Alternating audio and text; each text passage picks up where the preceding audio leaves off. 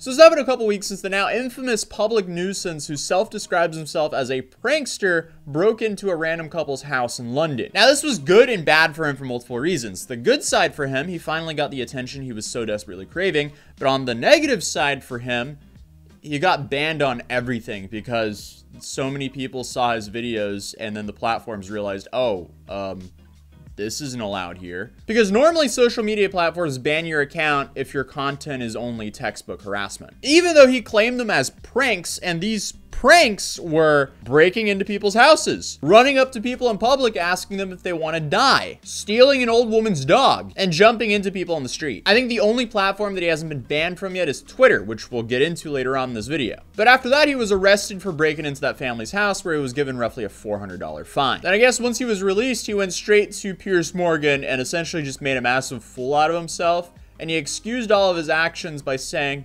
British laws are just weak. That's not his fault. So when the guy who's committing the crimes is advocating for tougher sentences, that makes things interesting. And I have no idea why he decided to go on to TV and try to debate himself out of what his actions were, but he did. Did it go well for him? No. And he didn't really show any remorse whatsoever, went off the show, and then he made this video.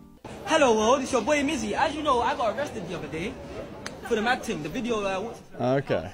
£365, and I'm banned. Very cool. Go ahead. So I guess there he confirmed he roughly got a $400 fine. Listen, I got big fish. I mean, there he confirmed he roughly got a $400 fine. Does he seem very deterred from that fine? Absolutely not. He is just more pumped than ever to do more pranks, it seems like, which his actions showed, because right after that, he uploaded this video. Now, did it seem like that fine did anything to deter him from doing more pranks? Absolutely not. He seems more hyped than ever, which is what happened because a few days later, he posted this video. How is that just... Hey, what? How did you get in there? Hey, let me get in here. Why is my question? Yo, outside! Hey, hey, the man, let's go! We outside!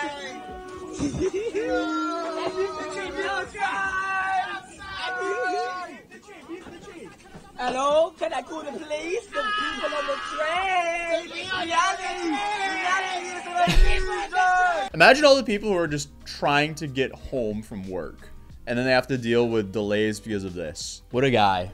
What a burden to society. I have like, there's very few influencers where I watch their content, I'm like, wow, they are just purely a burden to society. Like, there's no benefit coming out of this. And of course, to no one's surprise, he does face charges for that stunt we just saw. Because it says here, a London-based TikToker who was arrested on Friday now faces a new charge for allegedly endangering the public after filming himself entering the cab of a train and messing with the controls. The video shows the prankster picking up the hand mic and asking, hello, can I call the police? According to the Daily Mail, this prankster remains in bars because his mother is fed up with his antics and doesn't want him back home. The 18-year-old has 3 separate charges in the court in East London for other pranks he allegedly committed. And oh my, wow, okay, wait, so this Friday's arrest comes after the judge issued a 2-year criminal behavior that said that he was not allowed to post videos to social media without the documented consent of those in the videos. He allegedly breached the order later that day. Yeah, so clearly, this is not deterring him whatsoever. But apparently, the ban was imposed after he pleaded not guilty to 3 separate breaches of criminal behavior orders after he was charged for barging into a £2 million property in East London. The prosecutors said the defendant has shown blatant disregard for complying with court orders. This guy has gained notoriety as an internet prankster. He's filmed videos of him stealing a pet dog, destroying library books, and getting... Exactly. But apparently from a video that this prankster recorded in jail, he promised that we're gonna keep doing what we're doing. But that was until apparently he had a change of heart, because the other day he went to Twitter to actually apologize. So let's see this. And is it really a real apology? Who knows? Hello world, it's your boy Mizzy and I have something to say. You may know me as the TikTok terror from the Piers Morgan show. You may know me from as this menace on the news articles. They've just been painting me out as this bad guy. But I want you guys to know that I'm actually not this bad guy. You painted yourself as that. Bakari is the mastermind behind Mizzy. And I know Mizzy has made some harsh decisions and harsh pranks. Like, not all my pranks are bad. Like, the media picks and chooses what pranks they want to put out there for people to have their own opinion on. And that's why all of this controversy started. That one video, I regret that video, innit? I don't really have regrets in my life. I live life in the moment. But that video should have never been posted or even done in the first place, innit? Like, kids in the yard, whatnot, whatever. But just the stress on the family and the cause of the video going so viral was not good. Like, I basically gained count from a stupid thing, innit? And now that I have this platform and all eyes on me, I'm trying to do right now. And I'm trying to help all the young people, and I'm trying to help everybody, yeah? This is Bakari speaking, not even Mizzy. We need to differentiate the two people. Like, Mizzy's still going to be in effect in some sort of way, shape, and form, like with the Twitch streams and the IRL and just doing different types of content. But I'm going to try to be giving back to the people, innit? I've been in talks with the Tate brothers. Tristan reached out to me. He said he wants to help me lead a better light for the young people because I can be an advocate for so much different things. I'm a young black male that's been on Piers Morgan's show. Regardless of however the interview went, I still feel like I held myself down. So obviously, me, Tristan and Andrew have been in talks and they want to support me, and I'm seeing it like it's all genuine and we need to make things go further than where it is because I have the power now, and whatever I do can make me go up. I can be it's like a hero arc, bro. I can be the hero or I can be the villain. I can continue being the villain because right now I am a villain. So you guys need to understand that this is real talks right now, and we're going to make a big move. And the We Outside movement, like I've been saying, this movement and the plans, the We Outside movement is real, bro. We Outside, it goes deeper than just saying We Outside. It's being one with yourself and letting no one tell you otherwise. But yeah, you man, I really understand it.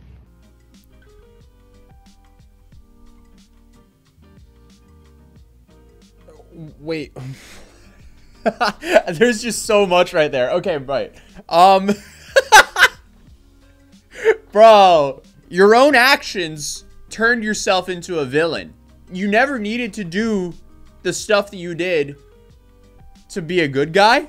Like, he's locked himself into this trap now, so he's like expecting that he's going to continue to have the same audience that's there that is expecting him to do these wild, outrageous pranks. And for them to still stay around when he's preaching for good and trying to be a hero's arc, what's going to happen is people are no longer going to care because he's not going to do these outrageous pranks anymore. And that's going to push him into a corner of fall into irrelevancy or continue to do wilder and wilder pranks. His other massive issue is he can't keep a social media platform. He doesn't have a TikTok anymore, which he originally blew up off of. He doesn't have a YouTube account because that got banned as well. And then last, out of the big ones, his Instagram also got banned. So now he's left with Twitter and Twitch, I guess. And if he's going to be streaming and doing the stuff like he's been doing with this Mizzy character he claims, also, it's him. Like, I hate that he does shitty things, and then he goes, oh, that was just a character. Dude, no, you are still doing it. And then his whole defense is like, why are people so mad because it didn't happen to them? Most people have compassion. Most people see an old lady having her dog stolen as a terrible thing, even though it was for a prank. But he did have an absolute wall of text for this right here, where he says, I know I ain't the best with my words, but try to understand and listen to what I've said. I made a very dumb, stupid mistake. A house is supposed to be a safe space where you know you can relax without being in any sort of distress. And me walking into that house is a very big violation to the homeowners. They had kids, and I have a child myself, so I know how protective people get over their children. Why aren't you being a good role model for your own child then? If anyone came into my house on a weird flex and my child was there, I don't even know what I would do, but just know it wouldn't end well. This doesn't justify what I've done. And to be fair, I don't know what can, but just know I had remorse to the family, hence why I went there off camera the next day by myself and apologized to the family.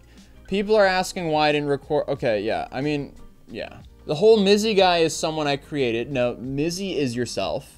A social media persona, as you would say. And I've been doing social media for a lot of years with a wide range of different pranks, and even worse than some of the recent videos seen. Yeah, so essentially he's admitting here that like, hey, if I don't do anything extreme, it doesn't get views. His issue here though is he thinks that all this attention is going to last, even though he doesn't continue to do these insane things. I mean, it's not really worth reading all of it here because it's really just an excuse, a cope. It's not really him apologizing. But he wants people to know that he's changed when I don't believe him at all. But as of recording this video, he just did another interview, which is absolutely terrible, so I'll be probably covering that soon. If you want to see his terrible interview with Piers Morgan, you can click here, and I'll see you guys in the next video. Peace.